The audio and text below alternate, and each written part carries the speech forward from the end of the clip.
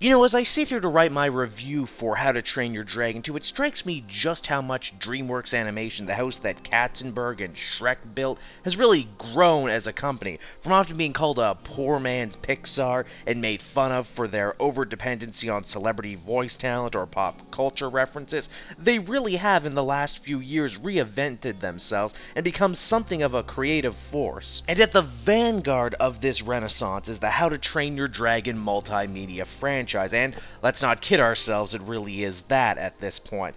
Now, without further ado, let's get to the much-awaited big screen sequel. The story takes place about 5 years after the last one. All the teens are now 20-somethings, and the movie does a great job showing us just how much they've all grown up and grown out.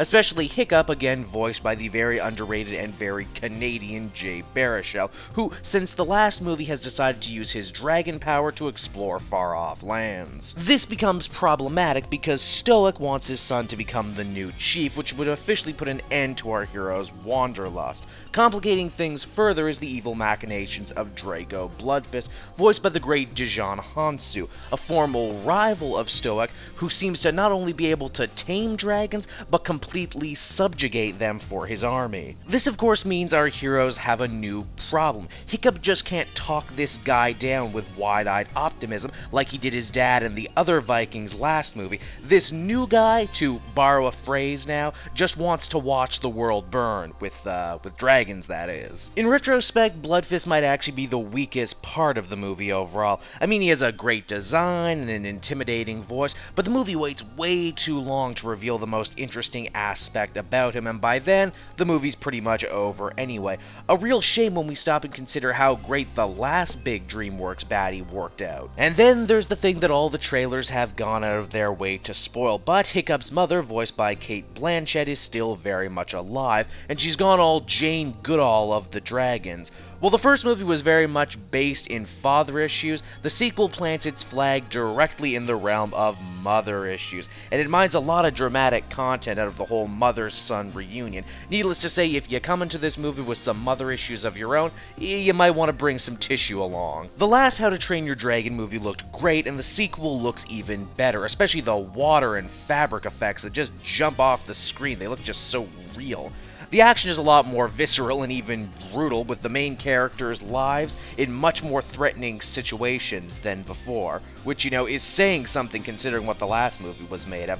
There's also a lot more colorful dragons all on screen at one time, which is really something to behold on the big screen. The movie's writers claimed they imagined this one as the Empire Strikes Back of what will be a dragon trilogy, and it definitely shows with the more adult content. Not to spoil too much, but they do a thing I was totally not expecting. However, I will say that the theme of victory coming at a cost and responsibility that was started in the first movie is definitely carried over here. There are consequences for what the characters do, and they know that. Something that sets it apart from a lot of other animated fare. Oh, and all you Game of Thrones fans out there, be sure to keep your ears open because Kit Harington is on hand as a new comedy relief character, Eric, son of Eric, who they make pretty clear is going to be sticking around.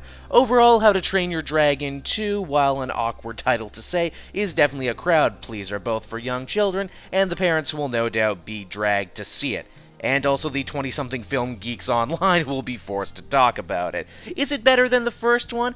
Well, yes and no. It's certainly a different kind of movie. The whole lightheartedness of the first one is in here, but they're definitely taking steps to be more of an all-ages kind of franchise, which I really can't fault them for. Overall, I think it succeeds, and if you liked the first one, then you're probably going to like this one too.